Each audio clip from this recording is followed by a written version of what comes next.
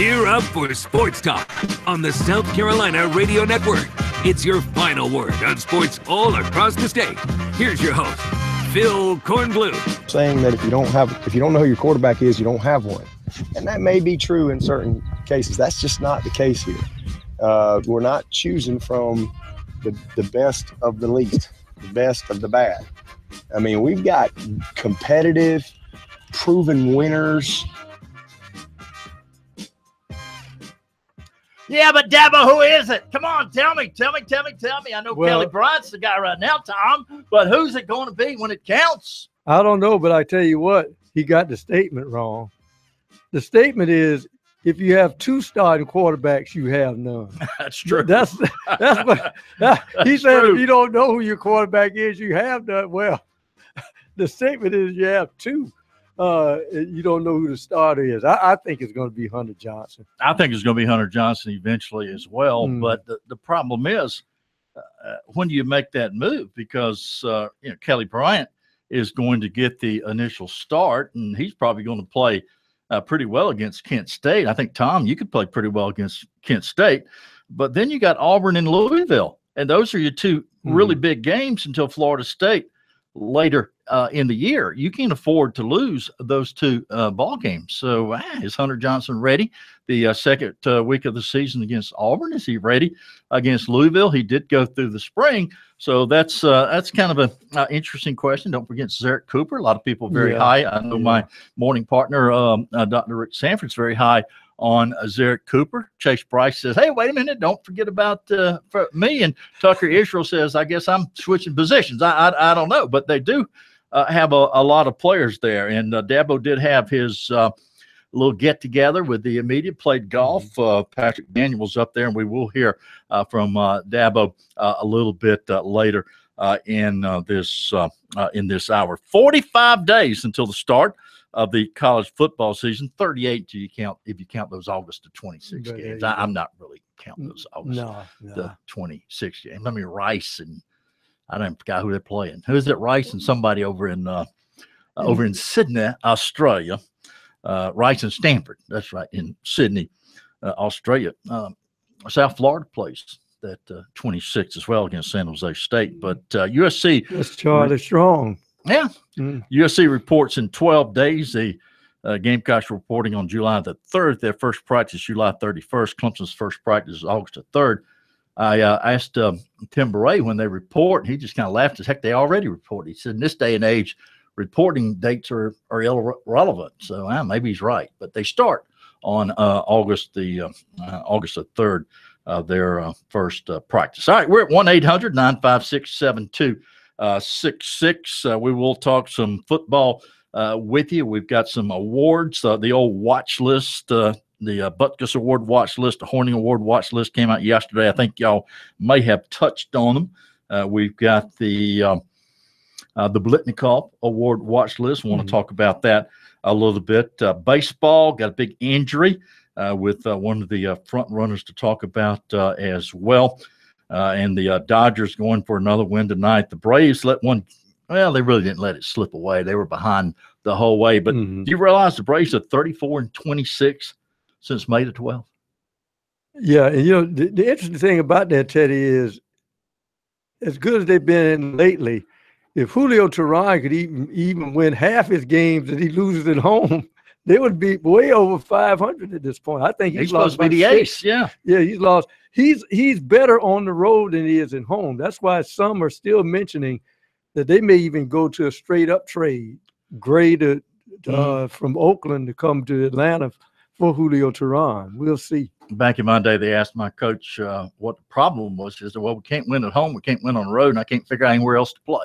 So that's some of the problems that we had. We will talk some football and love to have you join us, 1-800-956-7266. And if you know me, you know I'm going to get some baseball talk in as well. Cubs and Braves tonight, 7:35.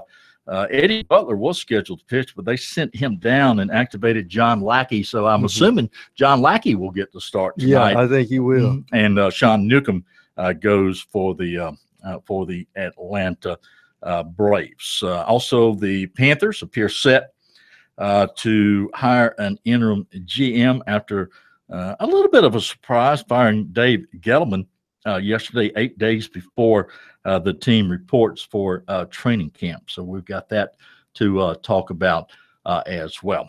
Racing, we're going to talk some racing in the second hour. Kerry Tharp will join us also. I hadn't talked to Kerry in a while, so look forward to that. Darlington's just around the corner, just around the corner where it ought to be. I've always didn't mind the race right in the middle of football season. Why not?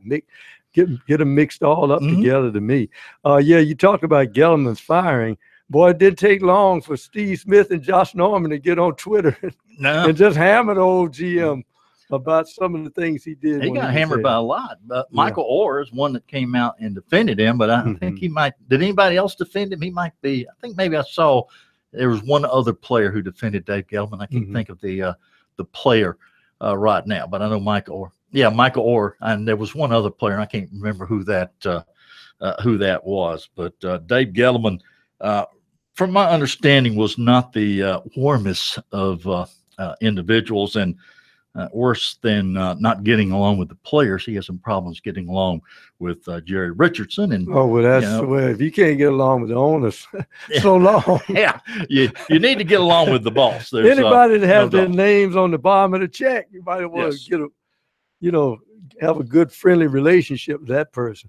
Well, anyway, the word is, I guess we can go ahead and mention that, is that they're talking to Marty Herney, the longtime general manager there, and would bring him in on an interim basis as an interim GM. He was the general manager for 10 plus seasons before being fired in 2012 after the team got off to a 1-5 start. I'm not really a Panthers fan, so I don't really remember him very much, but you do. He's been there about 10 years, and let's face it, the one thing he did in his time is Teddy, they have steadily had a staunch defense while he was general manager, and they still have one today. So he did some great drafting, especially on the side of defense, and they've had one, goodness, for the last decade.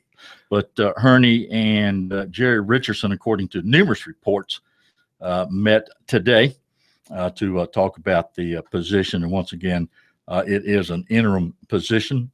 Herney owns a sports talk station there in Charlotte. Heck, they'll get all the scoop on the I tell you what, whoever takes over that job, he's got a difficult task because ever since they won the 3 division titles in a row, you can see what the Falcons have done, and look what Tampa Bay is putting together down there. And New Orleans is not going to stay down too far. So that's a tough job. I know some people think the South might be if not certainly one of the strongest divisions in the NFC, one of the strongest divisions in football. Sportsline came out with their projected wins yesterday, and I thought they all were a little bit low just looking at them. Like New England was projected 12.3 and Green Bay 10.7. They were the only teams projected in double figures. They had Carolina projected at 8.8, and I think this was before the Gettleman firing. Atlanta at 9.4, Tampa Bay at 6.9. See, I think Tampa Bay can be pretty decent. They're going to be tough. They're going to be tough. But they've got to get a pass rush. That's going to be a key because their defense was like a sieve at the end of the year. But offensively, they've got some weapons. And now you add O.J. Howard from Alabama, the tight end. They're loaded. And then New Orleans at 7.9. Those are some of the projected wins. My Jets projected at 4.8. We need to get less than that. We got a tank so that we can get that top draft pick and get one of those 3 quarterbacks. I don't know which one, but the 3 quarterbacks, Wyoming and UCLA and Southern Cal. We need to get one of those 3 quarterbacks for the next season. Of course, I'll probably be dead by the time they're halfway decent again. All right, I'm Teddy Hefner. The professor, Tom Hayes. Jed Rogers is behind the bulletproof glass, making everything work, pushing all the right buttons. We do have room for you, 1-800-956-7266. We'll continue to talk some football, also some baseball here on Sports Talk.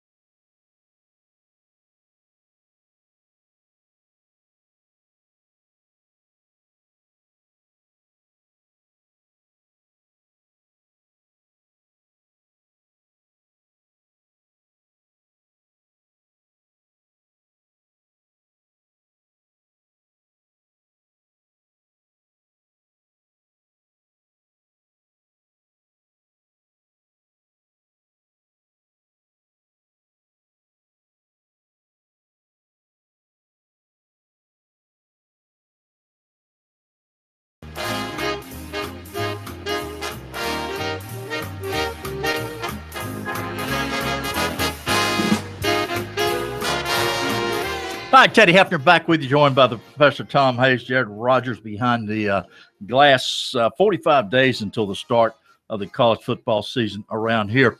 USC released their preseason information today. Student athletes reporting officially for fall camp on Sunday, July the 30th. The first practice will be on that Monday, July the 31st. The August 21st practice will be open to the public. Professor, you got to bring special glasses that day because isn't that the day the eclipse is supposed to go through the area? Yeah, but I won't look at that eclipse. I'll watch the tape of it when I go home and watch it on TV. But the August 21st practice is open to the public. The Colonial Life Fan Appreciation Day set for August the 19th at the Colonial Life Arena. Scrimmages, if you like to plan in advance. August the 12th, of course, that's a Saturday, 3 o'clock. They will scrimmage at Williams-Brice Stadium. The next Saturday, the 19th, they will also scrimmage. So 2 scrimmages are planned by the coaching staff before they get to game week. The watch list. My morning partner, Dr. Rick, loves his watch list. Oh, does he? Well, some of them you have 80 guys on it. I think the watch list is when you put a hex on somebody.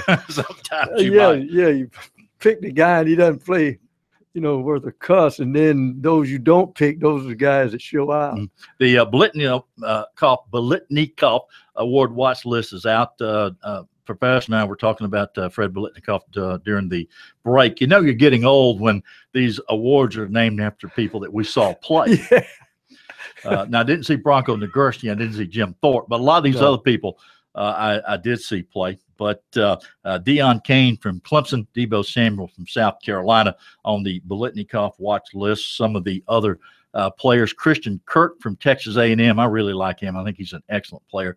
Jamon Moore from Missouri, Irving Phillips from Syracuse, Cam Phillips from Virginia Tech, TJ Ramling from Duke, Amon Richards from Miami, Calvin Ridley from Alabama on the Biletnikoff. The Butkus Award watch list. Dick Butkus, man, now he was a stud. He was an All-American center as well as an All-American linebacker at Illinois.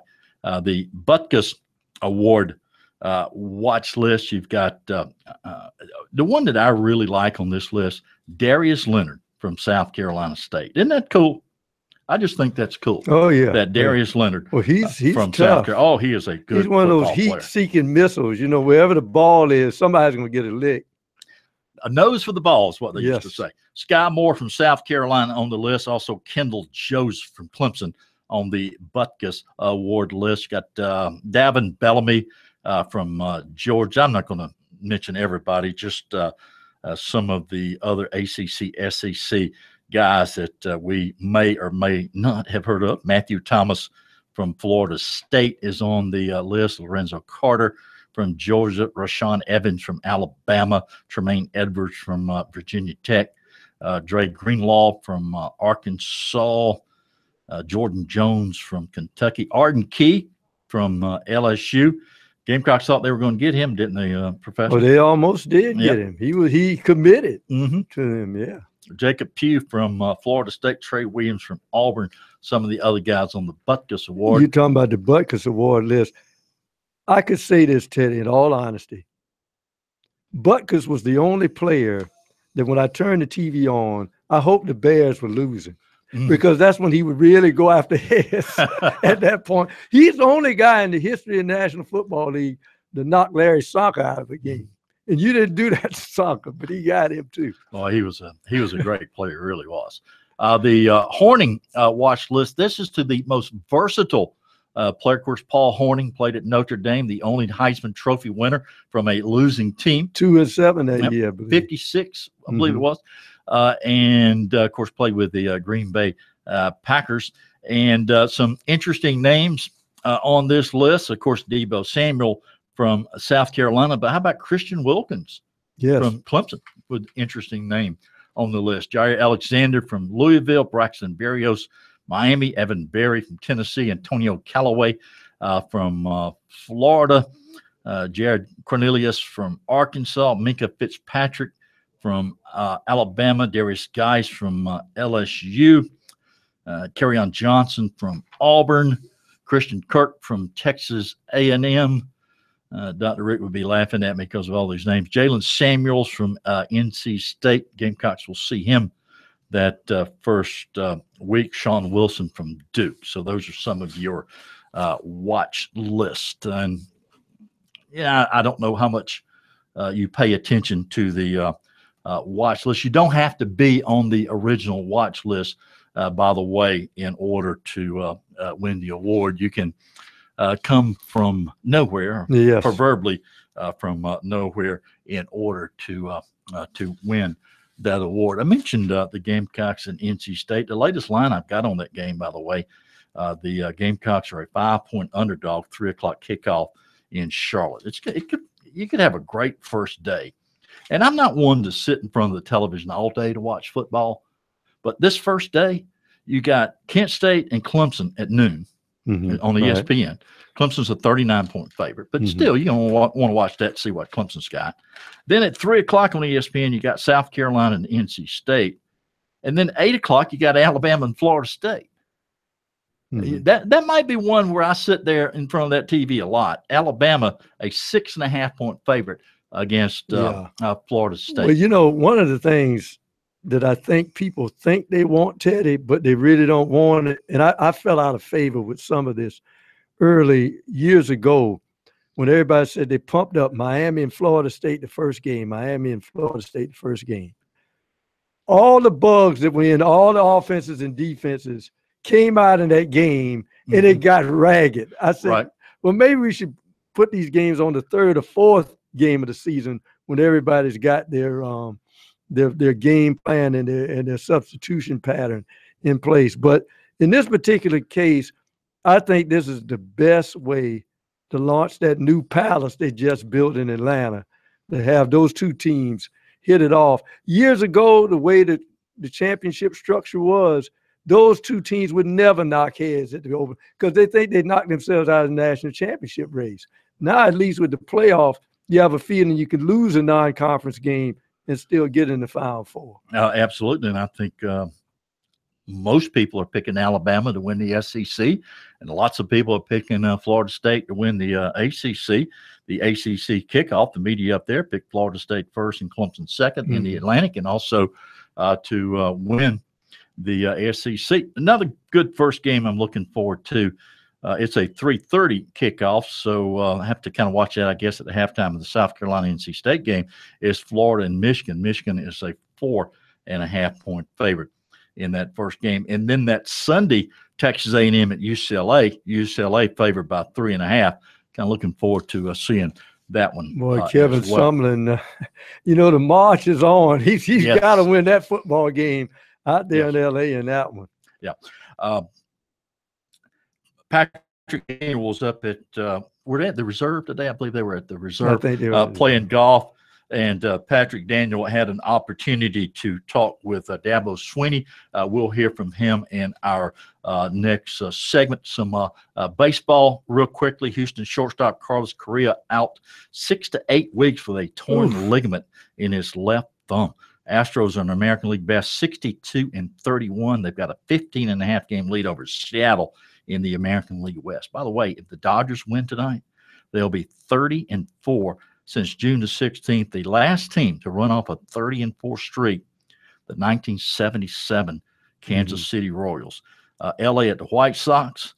Dodgers, by the way, 64-29.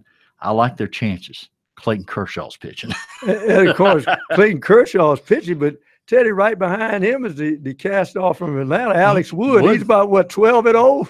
I think he's 11-0. Yeah, so those two lefties have really just fueled the Dodgers this year. Kershaw's 14-2 with a 2.18 ERA.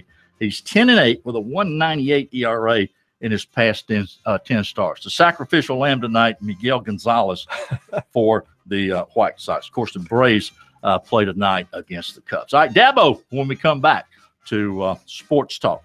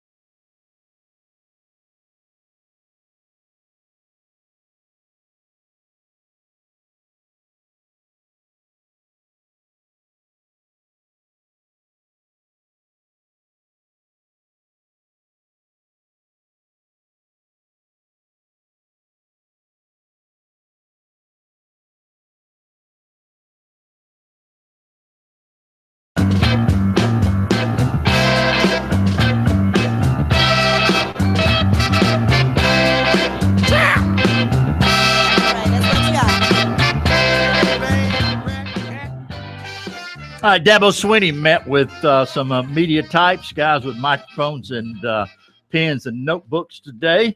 And I'm sure, Professor, that he was asked about the quarterback situation. The quarterback situation. Yeah, this is interesting. But Teddy, as I said before, you look at Alabama and how many times they've been in the championship game with three different quarterbacks, which tells you something.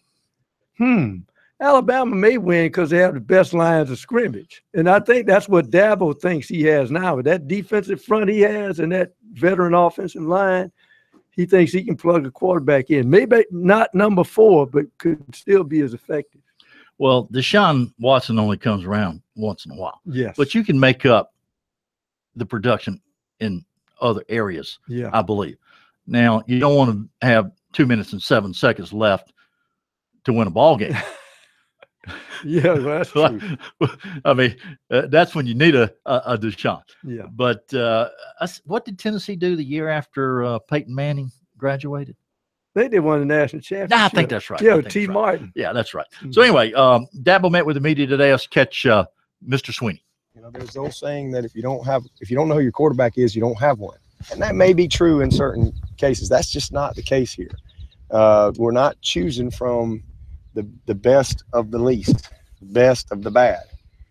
I mean, we've got competitive, proven winners, you know, great kids, highly intelligent young people that all want to be the job, and they all got high character. So somebody's going to win the job. I don't know how it's going to play out. We're going to put them to work, but it's exciting. We're going to have some guys that are capable of going for us at quarterback, and it's going to be more than one guy. Whoever wins the job, we're going to have good backups and so forth. And it's the same thing at receiver. All right, Mike Williams is gone. Well, you know, Mike Williams didn't play the year before either, outside of a quarter. And, you know, we kind of figured it out. And this year will be the same thing. We're gonna have guys emerge. Tight end, Jordan Leggett, man, last couple of years, what a great player. So there's a lot of production at the tight end position that's got to be filled. I feel good about our guys. I like it, but we got to go do it. So I guess the biggest challenge going in is probably filling the void of that type of production that is gone. But it's exciting because I know we got the pieces there. We've got the ingredients to be just fine. Just want to talk to you with the running situation. You got a really good stable of backs, and any one of these guys, you know, could step up and be a featured guy. One of the biggest differences in this team and last year's team is I think we're going to be much more balanced at that running back position, much more just kind of able to play guys a little freer. You know, last year Feaster's a true freshman, figuring it out. You know, it's a lot that we ask of those guys, especially in the protection part of it. You got Adam Choice coming off of a knee injury, who's kind of trying to regain his confidence and get back going. And then you got C.J. Fuller, who we felt like was going to go have a good season, that as it played out had a really good year for us and emerged. And he was a guy, I mean, nobody asked me about C.J. Fuller last year. He was just he's the last guy on the depth chart. Nobody's asked me about Fuller. But as coaches, we're like, you know what, this kid is heading in the right direction here. But Gallman was the alpha. I mean, that's just the way it was. That wasn't going to change because Gallman wasn't going to let it change. And so the good news for those guys is they all know what it looks like. And that's really what's good about our whole team. I think every position on our roster, every position, every room, they've had a model in there. Like you want to know what it's supposed to look like? Here it is. Kendall, Trey Lamar, Shaq, all you got. Nowhere. That's the way it's supposed to look. You quarterbacks, Zarek, Tucker, Hunter, who was around enough to know, Kelly for 2 years. The guys all sat there with Deshaun Watson and Nick Schuster for that matter. This is what it looks like. This is the commitment. This is the preparation. Same thing at tight end. They sat there with Jordan Leggett. Same thing at wideout with Mike Williams and Artavis Scott. Same thing in that secondary, watching Dre and watching Jadar, watching Carlos Watkins, Dexter Lawrence, and those young guys, Niles Pinckney and all those guys, Jabril. They know what it's supposed to look like. And so that's exciting for me because we've got a clear picture of the way to do it. And I think that resonates well with our team. And when it's all said and done, we'll come together and be ready to roll. All right, that's Dabo Sweeney. He's okay. Mr. Positive, isn't he? Well, number 4, they say, well, when you look at number 4, that's the way it's supposed to look like. No, Dabo. That's the way a superhuman plays. But not many of us can play like that. But it'll be interesting to see, Teddy, how much they won't rely on the quick score as far as their offensive attack is concerned, and see if they go more with ball control, just to make the quarterback get comfortable. That's why I thought Feaster would look good in a slot receiver along with Hunter Renfrow, because he caught so many balls in high school, did Feaster. So I think, just give him a liner's blanket to throw short passes to. Now that defense, it'll be interesting now, Teddy. The Clemson took some gambles last year playing up near the line of scrimmage because they knew number 4 would get a touchdown back if they gave one up. Let's see how that defense plays that the quarterback is not there. It's going to be some interesting things to see about Clemson this year. And Dexter Lawrence, Christian Wilkins, as good as anybody in the country. Lawrence can play inside. He can go outside and play an end. I saw a mock draft. Talk about it being a little bit early. A mock draft for next year had Mitch Hyatt and Deion Kane listed as first rounders. That's pretty strong. Mm-hmm. If Christian Wilkins isn't a first rounder, I don't know who is. I mean, he's pretty solid. So I think they had all 3 of those listed as first round picks in the draft next year. I like the linebackers, the corners. Mark Fields, Marcus Edmond at the corners. Ryan Card. I'm looking at a depth chart here to make sure I don't leave anybody out. And I think their offensive line might be a little bit better than some people are giving them credit for. They just lost the center. Yeah. And Falcinelli had to play some last year because of injury. So and Crowder is a very, very good player. Pollard played a good bit when the other kid who transferred,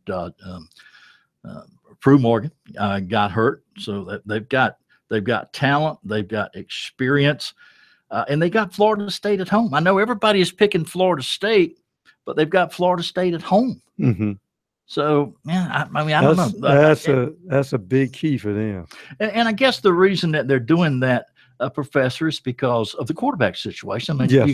you got Francois. Florida State's Mm-hmm. got Francois, but Clemson, they've got they play well on the road, mm-hmm. and they got Florida State at home. Florida State has Miami, NC State, and Louisville at home. They have to go to Wake Forest, Duke, and Boston College, but they do have to play at Clemson. So that's obviously going to be a big ball game there. And everybody's kind of overlooking Louisville, and they got the Heisman Trophy winning quarterback back. I just don't know how much they're going to have to support him.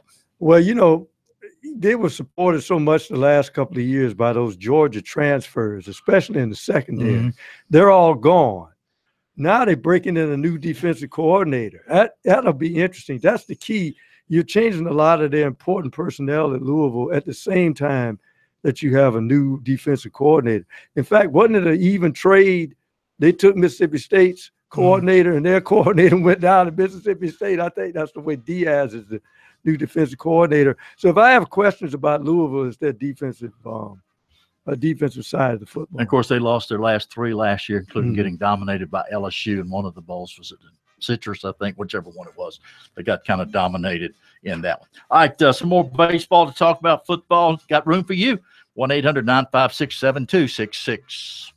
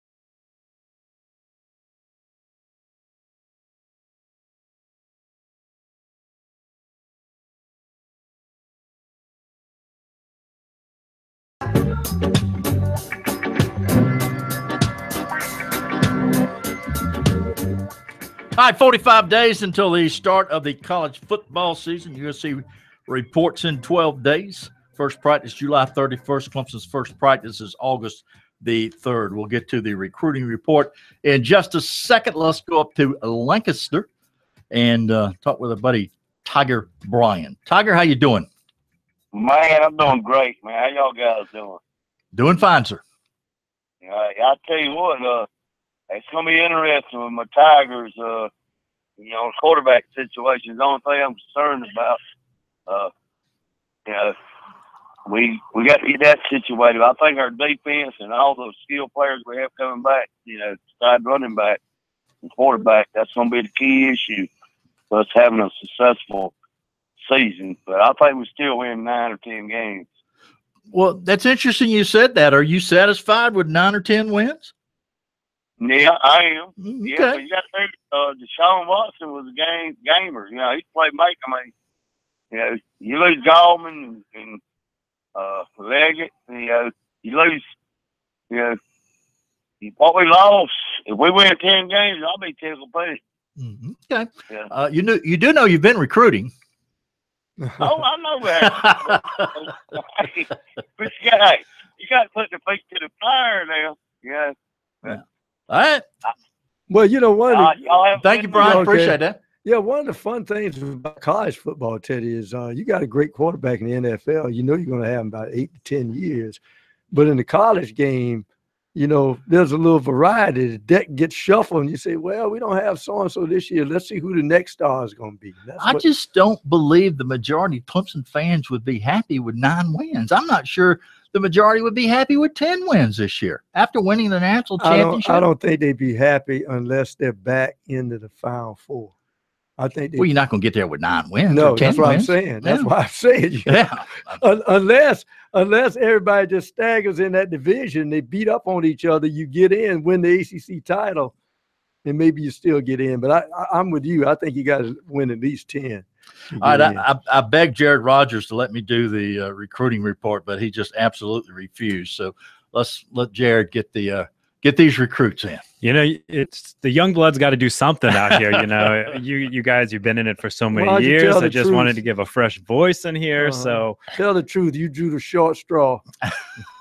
I'm the only one that can decipher the language of Corn in his writing. So it's more of an educational and who can speak Corn in his scribbles on the page. But with that being said, Rick Sandridge of Concord, North Carolina, he's going to make his first visit to USC since last football season. He'll be here this weekend. Sandridge, his parents, and his younger brother will be in on Friday, and they're going to watch camp and stay over through Saturday. Sandridge has ties to USC through his mother, who's a graduate, and the Gamecocks have made him a high priority for this recruiting class. He's got USC in a big top 11, along with North Carolina, Ohio State, NC State, LSU, Virginia Tech, Michigan, Florida State, Florida, Georgia, and Miami. There's a lot of teams on the top of their respective divisions in that list. Sandridge is coming off of a visit last weekend at Georgia, where the Bulldogs gave him plenty to think about. He said, I've got good time, and I had got to know some of the players and the coaches more. I've got a good relationship with the coaches, especially with the defensive line coach at Georgia. He's the coach I've known the longest in my recruiting because he used to coach at North Carolina and UNC, and they were the first school to offer me. Sandridge says he remains in regular contact with Will Muschamp and Bobby Bentley from USC, hearing from them every day. They're just keeping me updated and stuff like that, Sandridge said. They've been talking about some of the players they have come through. Clemson on Monday offered running back Asa Martin of Decatur, Alabama, and he was in for an unofficial visit. Martin has Alabama, Auburn, and Florida as his top three, and he plans to make his commitment announcement August 24th. Per Tiger Illustrated, offensive lineman Jackson Carman will attend Ohio State on Friday in not the all-in cookout. Carman has gone back and forth on this maybe 14 times in the last 2 weeks, ever since David Hood was up there at the up in Oregon for the I'm blanking on the name of that thing. Defensive end opening. There we go. Defensive end Raekwon O'Neal of Conway will visit USC Saturday. They head north to visit Rutgers and Maryland. He said he does not have a favorite, but he's ready to reveal it. He's not ready to reveal it. Some other offers from him include NC State, Penn State, Georgia Tech, Wake Forest, and West Virginia, Mississippi State, Michigan, Maryland, Kentucky, and last of all, but not least, Louisville. Linebacker James Miller of Sneffer, Florida. Hope they don't sniff too much at Seffer. Will visit USC Wednesday. How do you spell that? Sefner. Sefner, Florida. Okay. Sefner. It's just like Hefner without, it's an S instead of an A. Yeah. Okay. You ever toured down there? No. We need to get you down, do a little special in this off season. He has the Gamecocks, and that is James Miller. He's got the Gamecocks in his final 8 with Oregon, South Florida, LSU, Mississippi State, West Virginia, Louisville, and Kentucky. All right, and then 2019, we're skipping ahead a year. That's defensive lineman Tyshik Galloway of the Belton Honeypath area. He plans to attend USC's camp on Friday. He's not been offered yet, but he says the Gamecocks are starting to show interest in him. I hear from Coach Hutzler and Coach Thompson a lot from USC. They both tell me to keep working hard. I'm really hoping for that USC offer. That's what he said. He's also hearing from Clemson, Duke, North Carolina, Notre Dame, Georgia State, Wake Forest, Coastal Carolina, Northwestern, and Charlotte. Last season, Galloway had 39 tackles with 3 sacks. All right, then in basketball, we've got all of USC's basketball signees. They are on campus right now, except for 6'7" Ibrahim Doumbia of Mali, who attended high school in Miami. USC Frank Martin said Monday night on Sports Talk that Doumbia's transcript remains in the hands of the NCAA clearinghouse, and he fully believes that he's eventually going to get cleared. They had to do some extra work on extra stuff, and they're doing their due diligence. Doumbia didn't graduate from high school until the middle of June, so they don't start all that stuff until they do the young people, until they've all graduated. USC offered 6'9" Manny Bates of Fayetteville, North Carolina. He also had a Clemson offer, and he's picked up recent offers from NC State, Xavier, Georgetown, and Louisville. USC made the cut with 6'8" Jermaine Harris of Upper Marlboro, Maryland, who named a top 8 Monday. The order is Kansas, Xavier, Rhode Island, Miami, West Virginia, Maryland, and Southern Utah. Is it just me, or has West Virginia been connected to everybody on this? It feels like. Well, they're looking for some talent there in West Virginia, because I think they got a feel until they can make a move in the Big 12. Yeah, they got toes and all the pies in South Carolina. And then Clemson offered 6'6" Nate Hinton of Gastonia, North Carolina. He's also picked up offers from Oklahoma State, Pittsburgh, Miami, and some others. The Tigers are also offered 6'7" Emmanuel Donua of Miami. He has offers from Connecticut, Miami, Purdue, UAB, Memphis, Southern Cal, Miami, Georgia Tech, and Tennessee. And this is the last one on the list. USC has offered 6'7" Jericho Helms of St. Louis. That is your recruiting report. Sans Phil Kornblut. Filling in for him is Jared Rogers-Martin. Boom. When you go to the Final Four, you can go out to St. Louis and try to get some. Well, yeah, guys, see you, the way you play. And, of course, the kid probably, or his parents probably, saw Coach Martin when he was at K-State. Probably. Back then. So, yeah, you see, like, go back some of those old haunts back there to see if you can find some recruits. All right, real quickly, the State American Legion tournament starts this weekend, or the weekend of July 22nd. Is that this weekend? Yep. In Sumter. And I don't think I have time to get through the lineup. So I'll do that the first of the next hour. Fort Mill did get the last spot. They beat Greenville 3-0 in a play-in game last night. So we got that coming up. Riley Park in Sumter. I once hit one off the flagpole there, dead center field. Oh, okay. That was a long time ago. The fair pole or the foul pole? The flagpole. Dead center field, Professor. Okay. I know. Close the yearbook. All right, we'll be back.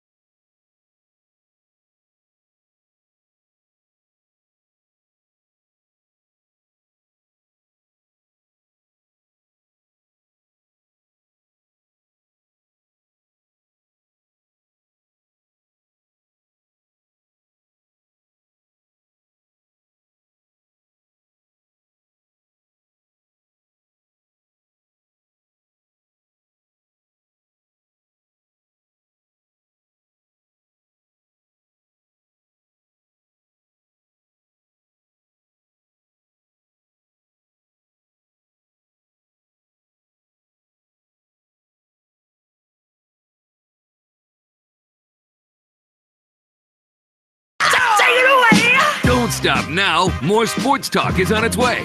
Listen to the final word in sports all across the state with your host, Phil Kornblut.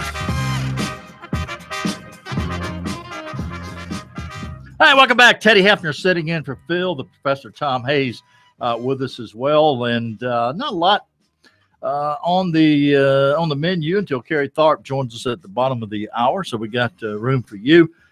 Professor, I was a little surprised that Tiger Bryan from Lancaster said he would, 9 or 10 wins is okay with him. I don't think the average Clemson fan would agree with that. So some of you Clemson fans, what do you think about that? USC released its preseason football information today. They begin practice on July 31st. The Tigers will not practice until August the 3rd. But the August 21st practice will be open to the public. This is the Carolina practice, open to the public. That's the same day that the Eclipse goes through town. Fan Appreciation Day is a couple days before that, Saturday, August the 19th. A couple of scrimmages scheduled that you might want to check out, Saturday, August the 12th and Saturday, August the 19th. Both those scrimmages, of course, are at Williams-Brice Stadium. So football, 45 days until the start of the football seasons. The Panthers appear set to hire Marty Herney, or I guess rehire. Would that be right, Professor? Rehire Marty Herney, a former general manager. He was there for 10-plus seasons before being relieved of his duties after the Panthers got off to a 1-5 start in 2012. Of course, the Panthers fired Dave Gettleman yesterday. That's like the Panthers doing the old George Steinbrenner thing. Just bring back somebody you fired a few years ago and bring him back. I don't know if Marty Herney's Billy Martin, though. But no. That just seemed like 8 days before training camp, you fire your general manager. I did find that kind of interesting. But I mean, we do call these the sports doldrums right now, in part because there's not a whole lot of football happening. I mean, could that just be a reason you get the guy to draft to team? I mean, instead of pulling in a general manager who has to pick up things and scramble to the draft, you get one general manager who gets through the draft and you let the new one. Well, you got a lot of players work his way in. You got a lot of players to cut and everything else once you start practices 2 weeks away, I guess. But that's just was kind of interesting that Dave Gettleman is from everything I've heard, good football guy, but he's not exactly a warm, fuzzy individual. And a number of the players had basically just didn't like him. And I think the Josh Norman situation, Jared Richardson didn't like the way that turned out. And Gettleman and Richardson, according to some of the beat writers up there, things had gotten a little tense with those guys. Well, when they went to the Super Bowl, he was warm and fuzzy enough. Yeah, very warm and fuzzy then. But last year, he won 6 games last year, 6-10, I think a year ago. A couple of baseball notes. I wanted to go over the American Legion state tournament coming up. American Legion baseball was very good to me back in the day, and it does not get the type publicity that it once did, but these are still very good ball players and very good teams, good baseball.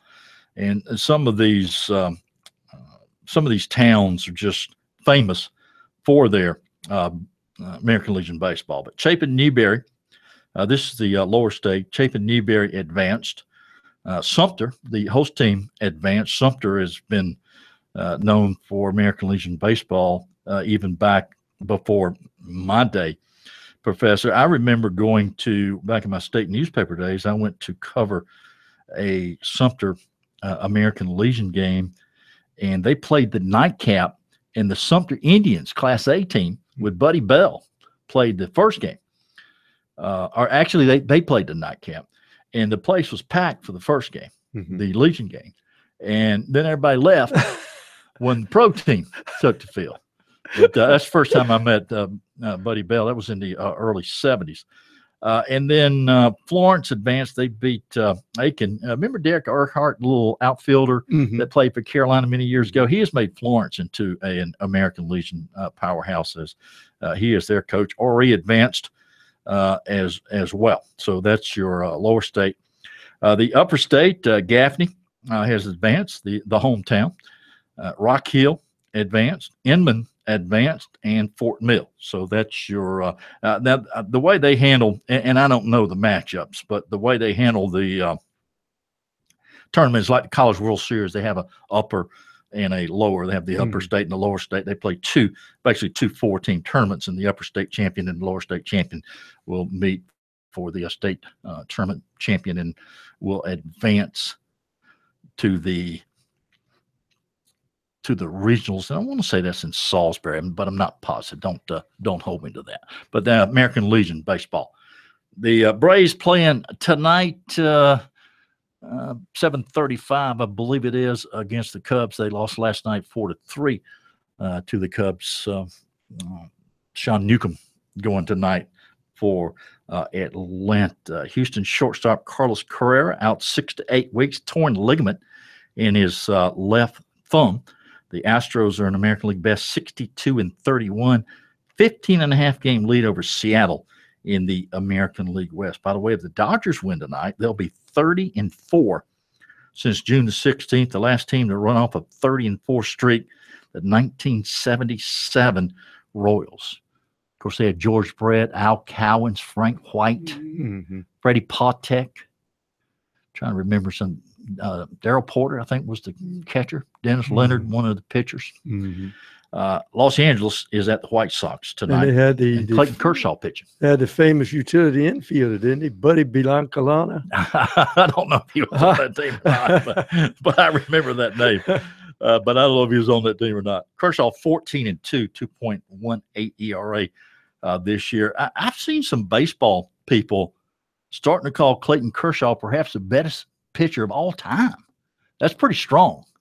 But he's starting to put up numbers like Sandy Koufax did back in the Dodgers days. And he's the best I ever saw with Sandy Koufax. Well, Koufax was a guy that it took him a few years, just like Randy Johnson, where they were just all over the place. The strike zone just nowhere. And then they got right, and they felt comfortable with, I think, 3 pitches, and they mix it up, change speeds, and they just carve you up. Koufax, you think about him as throwing hard. Nolan Ryan, the same. Both Koufax and Ryan had great curveballs. What happened with Sandy Koufax, it actually happened at a spring training game, and it was a split squad game. And Bill Haller was the catcher. His brother was an umpire, Tom Haller. And Koufax was struggling. And he getting hit, and he wasn't throwing strikes. He was getting frustrated, and they didn't have enough pitchers because it was a split squad game. So Haller went out there and said, look, just take something off of it and just throw it across the plate, and let's just get out of here. And Koufax found out he was unhittable when he took a little bit off of it. And Koufax said when he quit trying to make everybody miss it and let them hit it is when he became a great pitcher. But that's one of the famous Koufax stories. But he's, of course, that was he had the arthritic elbow, and it was a short stretch. But during that stretch, he's the best I ever saw. 5.5, 6 years. But I will tell you that the pitcher, I guess it is more contemporary pitcher that I thought I loved watch was Glavine, because I thought Glavine was the only pitcher I've seen that could go to the mound and have nothing, and still somehow scraped it up and won. Maybe it was that hockey mentality. I don't know. I love to watch Maddox too, the way he can move it all over the place. Braves with that pitching staff, they were pretty good back in those days. I mean, while we're at it, John Smoltz was my favorite. Yeah, he wasn't bad.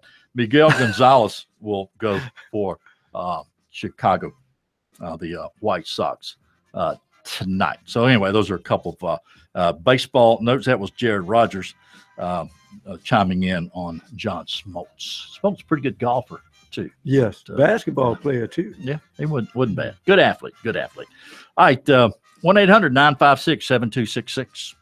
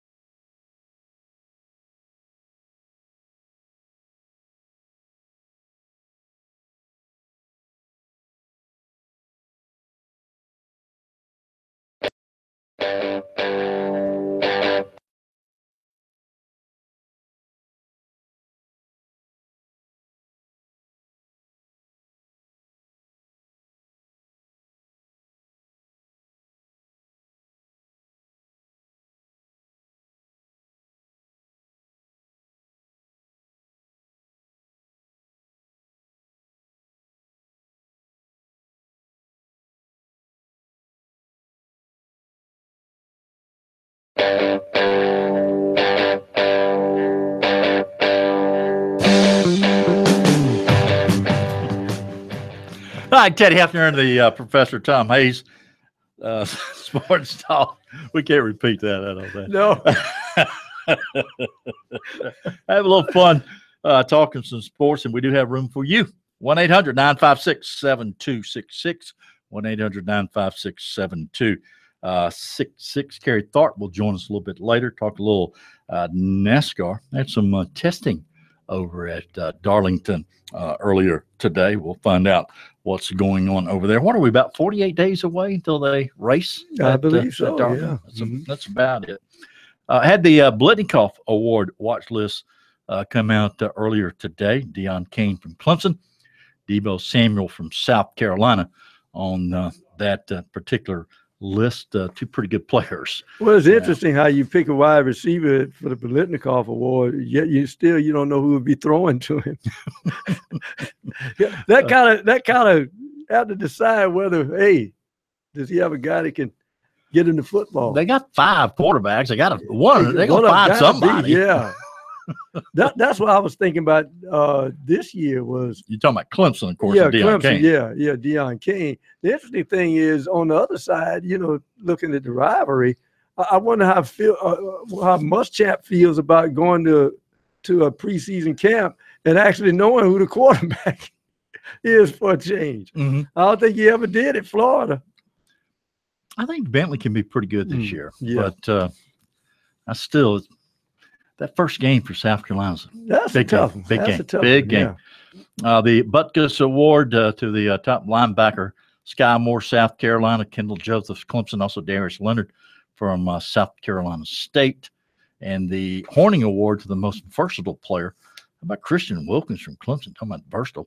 Of course, he can play inside. He can play outside. And he can they put him in the jumbo package. That's true. Down at the goal line. Yep. Mm-hmm. And Deebo Samuel from South Carolina. And when he's in, it's definitely a jumbo package. But I tell you what, I would be leery about putting that guy back there since I saw Ole Miss use Kimdichie back there one time, and that's when he got hurt because they threw him the football and it was a rush coming. Right. And the guy hit him down toward the knees. I said, where else you going to hit him? Yeah, that's what I'm saying. So sometimes you don't want to, you stud defensive lineman in on offense, he might get hit. Right. All right, let's get to the phone. I think you said Jack in Lake Bowen. Okay. Jack, how you doing, big guy? Doing good, Teddy. How about you? Doing great. Thank you very much for calling. You don't know where Lake Bowen is? I do not know where Lake Bowen is. Tell me where Lake Bowen is. Okay, you go west past Spartanburg on 26. Okay. Like you're going toward Asheville, Yes. you will pass over Lake Bowen. Okay. You will. All right. Good enough. Okay. I want to talk a little Major League Baseball. I'm a Red Sox fan. I like the Red Sox too. Yeah, and I've been a fan for 60 years of the Red Sox. And for some reason or another, they can never get a third baseman that's worth a crap. Come on, my old roommate, Butch Hobson. Yeah, he was good. I forgot about him. Well, he was okay. He wasn't great. Yeah, but he did hit some power. Yeah. How about Frank Malzahn? Just so. Yeah. But what I wanted to ask you, the Tampa Bay's got a good third baseman, Longoria. Yeah, real good. Mm-hmm. But they're making a run at the wild card now, so I don't know if they're going to try to get rid of anybody or not. But Sandoval, he's worthless. Oh, he's gone. He's totally worthless. Yeah, the panda was let go. Yeah, But he stays hurt, and when he's not hurt, he can't fill the ground ball. So they're just paying him. Yeah, They're just paying him for nothing. But what's the name of the third baseman for the Marlins? I know they're going to have a fire sale here before long. Can't think of his name right now. Good third baseman. Well, who they're trying to get is Todd Frazier from the White Sox. Right. I've read about him. Pretty decent third baseman. Yeah, that's the rumor anyway that I have heard. I mean, Martin Prado was the third baseman for the Marlins, but he's hurt. You're right, but he's good. Brian Anderson, Marlins. I don't know him. Yeah. Where is he? He's the third baseman for the Marlins. He's filling in with Prado got hurt. Okay. Mm. But the Red Sox, if they're going to stay on top, they're going to have a third baseman. They got to. Mm-hmm. And by the way, did you see that catch to Jackie Bradley? Oh, yeah, didn't we all? I mean, that.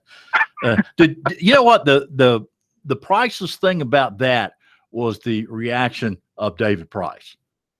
I mean, he just couldn't believe it. I mean, all he could do was laugh. That was just great, his reaction to that catch. Well, the interesting thing is Jackie Bradley has almost the attitude of, I would say, going back to an old timer, Hank Aaron. Jackie went back there and got it and said, well, what's the fuss about? I was supposed to make that catch. That's, he went back there and just made the catch. Now, the best catch I've seen in the outfield, to tell you may disagree, was when Otis Nixon climbed up on that fence in a 1-0 game that they won against the Pirates back a few years ago. But Jackie has always been a great defensive player. But Teddy, I guess when his acumen of knowing which pitches to come after is what made him. Right. Is when he knew when to swing the bat and be more selective at the plate. Yeah, he's got a little more seasoning. Jackie's got a tremendous arm too. I mean, he not only can play defense out there, but he's got an arm. Oh, he can throw it over 100. I mean, he throws it 100 from the outfield. They've also got the I want to be politically correct. Lynn, is he Korean? The Korean. Yeah, and they just sent him down. They did. Okay. I know he was struggling a little bit, but they were using him some at third base as well. They just sent him down to Pawtucket, and so we're still. You guys find us a third baseman for the Red Sox, okay? All right, I'll try to do that. I like Boston. Ted Williams, one of my favorite players. You got a solid team. Yeah, one of my favorite players, Ted Williams. John in Spartanburg. John, Sparkle City, how you doing? Doing pretty good. Hey, I caught your show yesterday, and you guys went over the preseason high school football ranking. And I don't know how they go about selecting who's number one for the top 10 period, but I'm not sure. I wasn't here. Were you here yesterday? Yeah, but I couldn't. What I would just venture to tell you that what they're going to do is they're going to look and see how many returning starters you've had, what your record was that year before, is the quarterback returning, and those sort of things will dictate where a team, if they play well the previous year, where they'll be, where they think they may fall that next year. Well, good grief! They got Gaffney number one, and I live in the region where they play in. Right. If they're number one, and what does that say about the rest? Because they were atrocious last year. Now, the quarterback, most times he was running for his life, because the offensive line, unless they were running the football, when he dropped back to pass, he immediately had to take off, because it just wasn't any blocking. The defense was like taking a bowling ball and dropping it through a paper bag.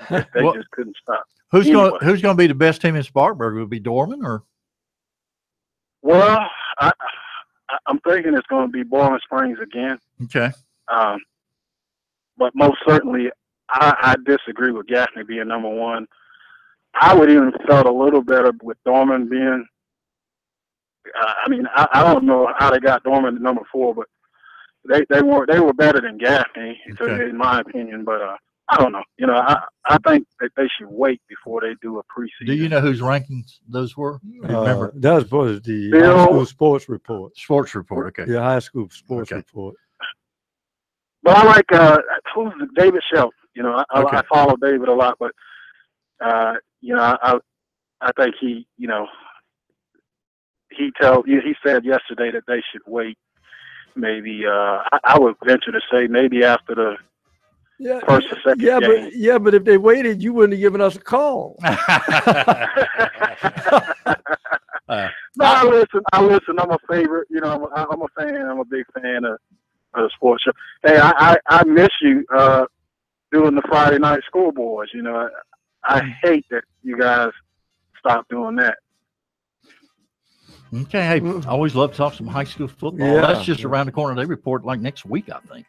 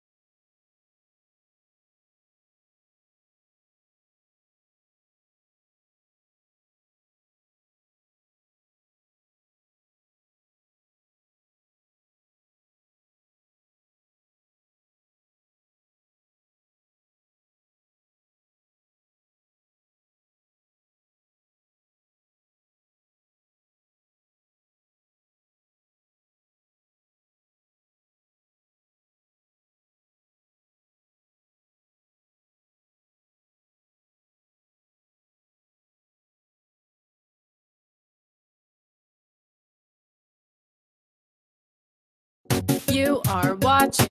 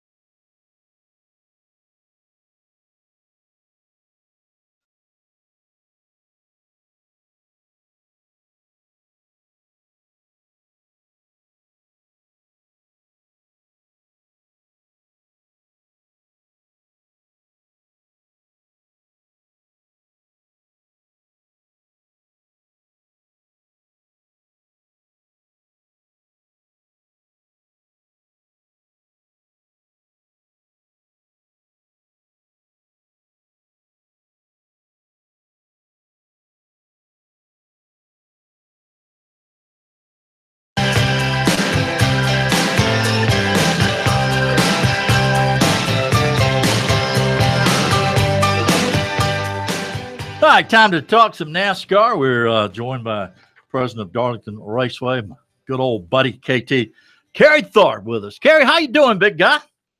Well, I'm doing great, Teddy. I'm doing better now that I heard you were hosting tonight. We ought to see if Corn can stay on vacation for the rest of the time.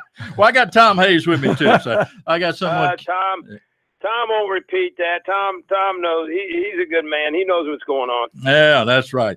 Well, what's going on up at Darlington? I know you had some tests today. I understand the track is fast. It's slick. Right. We did, Teddy. We had a Goodyear tire test up here. And, you know, we had a little rain this morning, rained pretty hard here in Darlington early this morning. And so they were a couple hours delayed getting out there, but they got out on the track about 11:15 and actually just got done around 6:30. It was fast, very, very slick. And certainly the track temperatures are probably very similar to what they'll be here Labor Day weekend. Mm-hmm. You know, I got good response back from several of the drivers, Ryan Newman, Kyle Larson, Eric Jones, Brad Keselowski. We're all here testing today. And so, you know, that kind of tells you that the race is getting closer and closer. We're less than 6 weeks away, almost 7 weeks away, I guess I should say, from our race weekend. And so, you know, it's going to get here quickly, but we did have a good test out here today.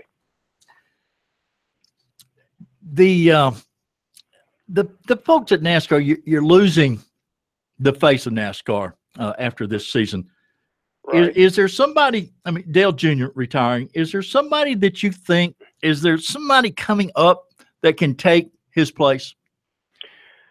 Well, Teddy, that's a $60,000 question for sure, and that's going to be a big void. In fact, I was up in Charlotte earlier today. Dale Jr. unveiled his paint scheme that he's going to drive at Darlington one last time here in September. You know, certainly, you know, he's been the face of the sport, 14 most popular driver and those types of things. You know, I do see some young drivers coming up through the ranks, I think, that have that opportunity. Most particularly, I would think Chase Elliott. Who is driving over there with Dale right now, and as one of his teammates drives the number 24 car that Jeff Gordon used to drive. And while Chase has not yet won a race, he's come very, very close. He's very popular. You know, he's from that lineage like Dale was with his dad, Bill Elliott. I think he's got a very good opportunity to step in and kind of assume some of that role. It's going to be very hard for somebody to assume all of it.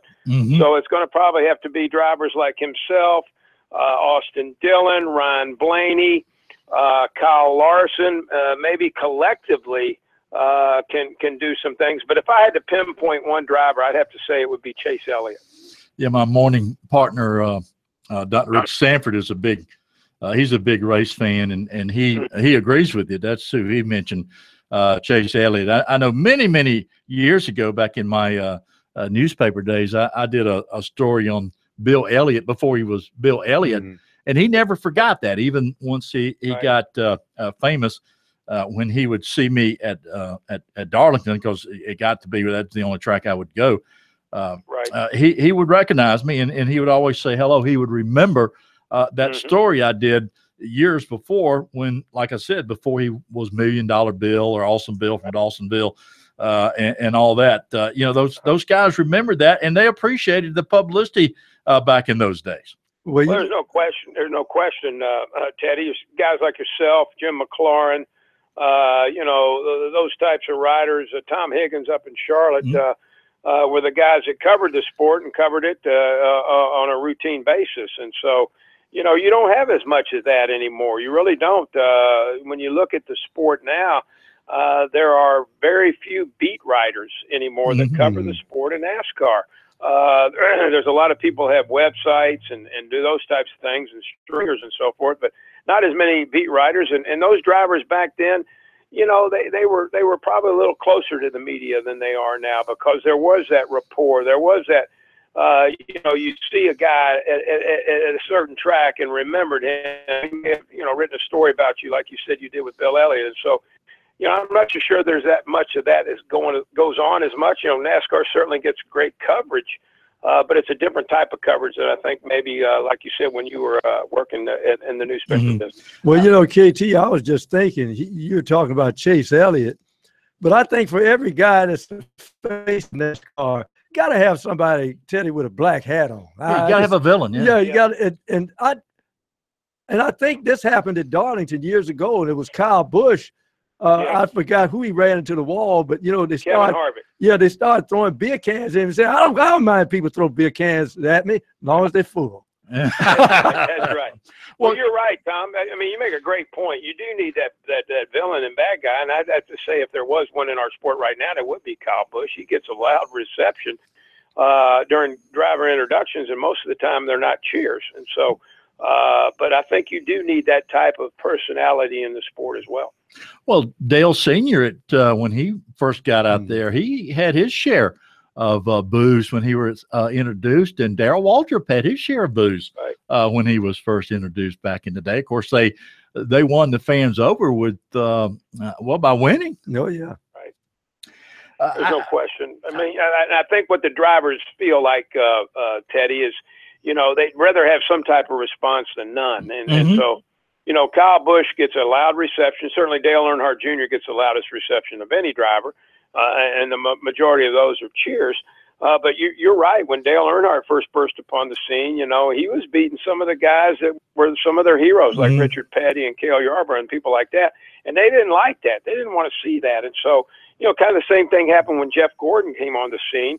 He was a guy that was looked upon as a challenger and a nemesis to Dale Earnhardt. So he was getting a lot of boos too, but now by the time he finished up his career, he was getting mostly cheers. And plus, Jeff wasn't from the South. That's right. Jeff grew up exactly. California kid. Spending a lot of time out in California and some in Indiana. He's not from the South. And really, when you look at the roster now in NASCAR, while they all live in North Carolina for the most part, there aren't that many North Carolinians on the rosters anymore. Dale Jr. is certainly one, but most of them have moved in from out of state somewhere. So, I think that's something too. Maybe the fans kind of miss is growing up with that driver that drove at Hickory or drove at Myrtle Beach or drove at Florence or drove at Columbia, like some of these old guys did. Talking with Kerry Tharp from Darlington. How about this for a promotion? How about an old timers race? Let's get Cale back out there, and Richard's only 80. He can still drive. Well, I know he's going to drive our pace car actually for our race. He's going to drive the '67 Plymouth that he won the '67 Bojangles Southern 500 in. But I think that's a great idea. I do remember they had one of those when I was at Bristol. So it's been several years ago, probably 7-8 years ago. They had an old timers race there, I guess you could call it. If I'm not mistaken, Larry Pearson, I believe that's David Pearson's one of his brothers, got caught up in a bad accident over there and really got hurt pretty bad. And so I think that kind of put the kibosh on some of those things. But I think the fans would love it, though, Teddy. I mean, I really would think that they would really love to see a guy like Rusty Wallace, Darrell Waltrip still mix it up. Mark Martin and some of these folks still get back out there and even go back, like you said, Cale. He drove our pace car last year, and I remember he told me, he says, buddy, I might not get off the track now after they tell me to. I might just stay out there because I can whip some of those boys. But it's those characters and those legends of the sport, and that's what we try to do at our race weekend. Is we try to bring back the legends and the heroes because the fans really do enjoy seeing them. Now they're in Indianapolis this Sunday. Yes, they're in Indianapolis. Actually, now Wednesday, the Truck Series races up in Eldora, and that's on dirt. And so that's a big fan favorite up there. That's the track that Tony Stewart owns. And then they go over to Indianapolis this weekend for the Xfinity and the Cup Series. Aren't you trying to get trucks in Darlington?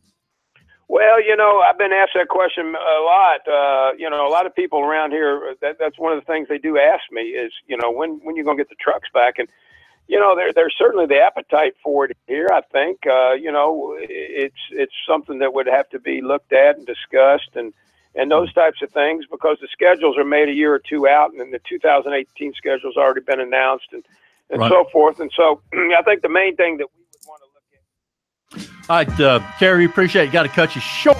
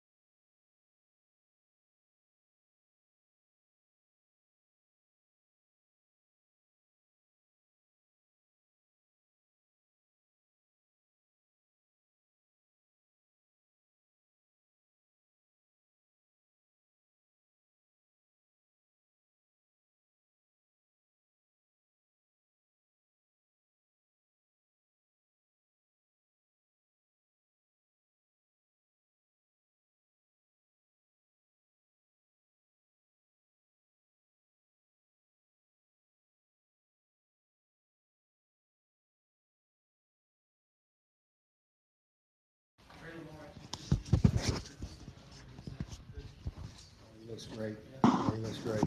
We'll get out there and we'll see him move around.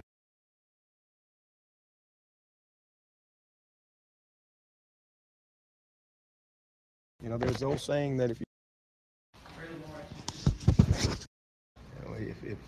Jalen was 250, it'd be different.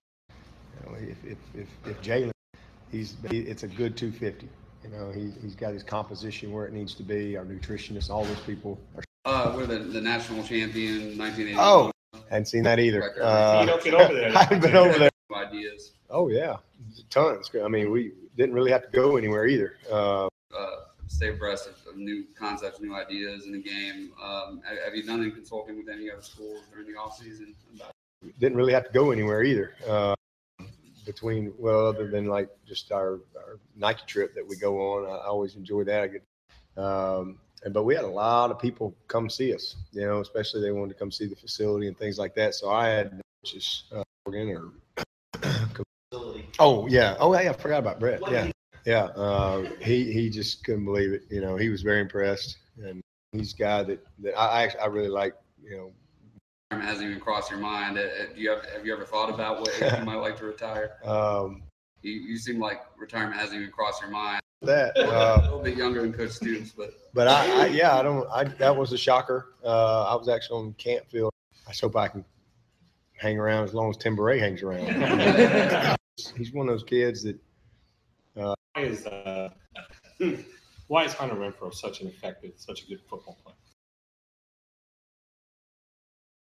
Well, he's got team one time, at least 10 times right now, and now he's right at 180. He's about a 25 pound. Those great athletes. So he's just got a lot.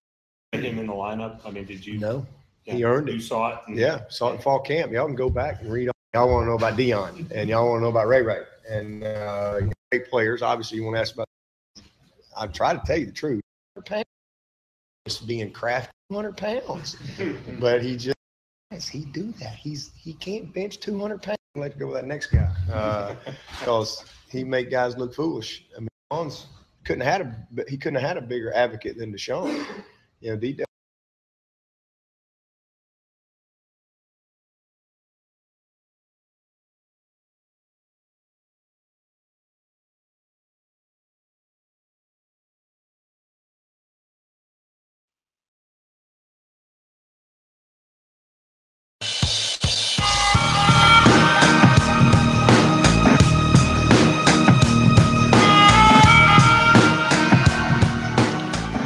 All right, Teddy Hefner, the Professor Tom Hayes, back with you, filling in for Phil Kornblut. At least I am.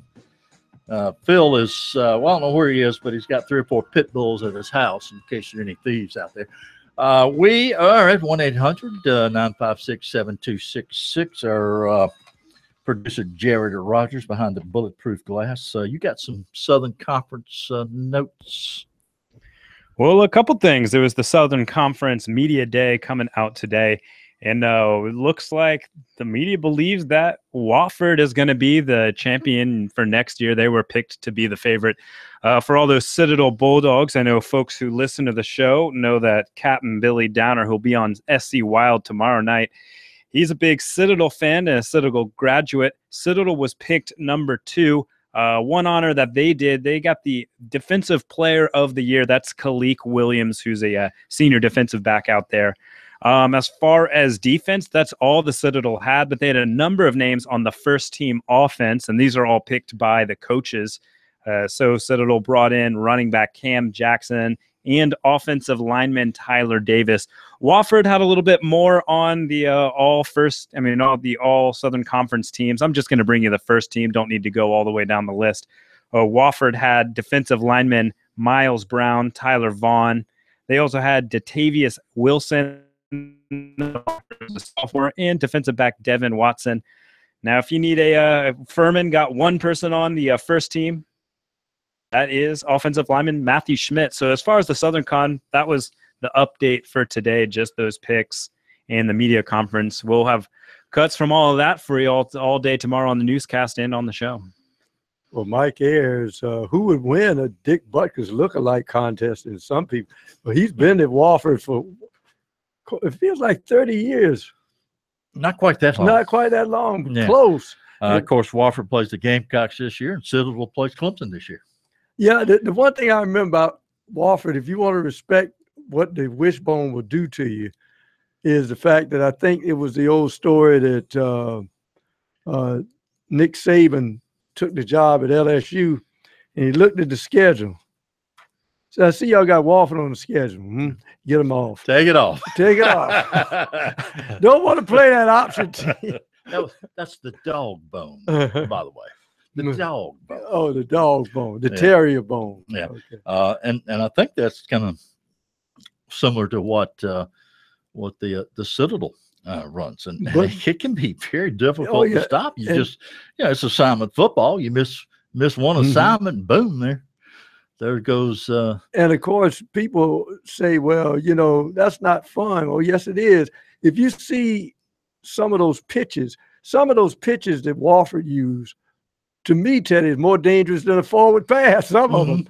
And but as he's gotten up in a little age, you see Mike Ayers throw it down the field now a little bit more than he used to.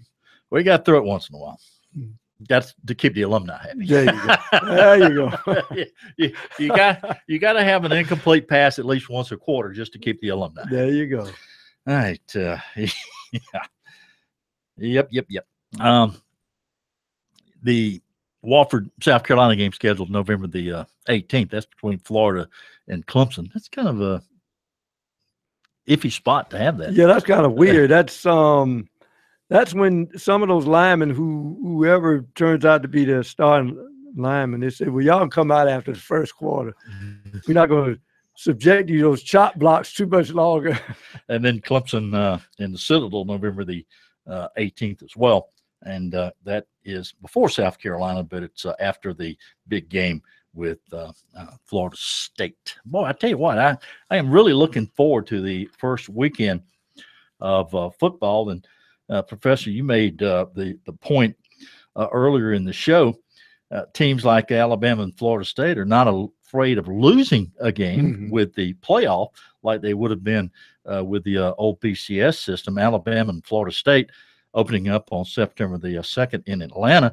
I mean, that's going to be a fun football game. Alabama is a 6.5-point favorite. The longtime columnist down in Florida, Mike Bianchi, had a column that says Florida State's going to win that game. He's firmly convinced that Florida State will win the ball game. I won't be surprised if Florida State wins. I would not. No, I wouldn't be surprised. And plus, you got to remember that Alabama still has only a sophomore quarterback, and this is his second year of college football, and he's already playing for his second offensive coordinator. Right.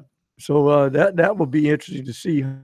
Actually, his third, if you count, what happened when they had, I guess, the interim. Yeah. Well, Francois is a sophomore too. Yeah. With Florida State, and he took some shots last year too. And then, of course, South Carolina and North Carolina State up in Charlotte. Maybe not a big game nationally, but NC State's front seven is supposed to be really good. Really good. So that's going to be an interesting game because South Carolina is supposed to have really good offense with Bentley and Deebo Samuel and Halen Hurst and those guys, and then NC State with that defense. NC State is actually a 5-point favorite. Florida, Michigan is going to be a good one to open up. LSU and BYU, Texas A&M, UCLA, Tennessee, Georgia Tech. I mean, there's some good opening games. Yeah, and of course that Tennessee and Georgia Tech game is played. What about I guess 48 hours after Florida State and Alabama playing that new Mercedes-Benz Stadium in Atlanta. So two big football games, ACC against SEC, in Atlanta. I don't think there'll be many empty seats there. And also on Sunday at the same time as the Texas A&M UCLA game, Virginia Tech and West Virginia play in Landover, Maryland. And Virginia Tech is a slight favorite in that ball game. So there's some really good weekend, that first weekend of college football. And I've never, I wasn't a big playoff person, and I hope they keep it at 4. Although history tells you that they can't help themselves. History tells you once they start. Now they have said that they're not going to. They're going to keep it at 4 through the 12-year contract period. But I just think you start getting more than 4, you're really going to start impacting the regular season. But I like it at 4. I really like, and I like the fact that one of the power conferences gets left out. I like that. That's going to happen now and again. No, you got 5 power conferences. You only got 4 spots, so somebody's going to get left out. And of course, that's one of the, I guess, the impetus of the Big 12 getting permission from the NCAA to go ahead and have a championship game with number 1 playing number 2. I like Alabama. I've always liked Alabama back to my favorite player, Joe Namath. I think it might be good for college football for somebody else to maybe get into the national championship, but I hate to pull against Alabama because our buddy Corey Miller, his son Christian, is going to be one of the starting linebackers this season. But it might be, it might be a good time for somebody to see somebody else, to see some different faces. But I don't know if we're going to see them or not. Well, I was talking to Phil the other night. We were talking about teams that could scare Alabama, and I really do think, he did have a struggle, and people talk about his personality some, but I think Ed Orgeron is going to make LSU dangerous. We already know they have the athletes. And if he didn't talk with a Cajun accent, he'd probably be the head coach of Southern California right now from what he did at the tail end of that season when Sarkisian was let go.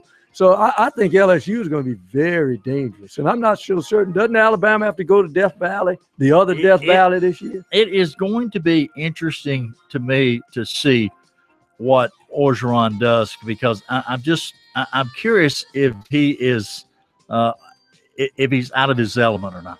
I'm curious to find out if he is if he's over his head. And I'm trying to grab the schedule. He's in Cajun real land quickly. now, Teddy. He can't be over his head. It's LSU at Alabama. Okay. All right. Be back with you tomorrow. Have a great day, everybody. Look forward to tomorrow. Thank you to Jared. See you.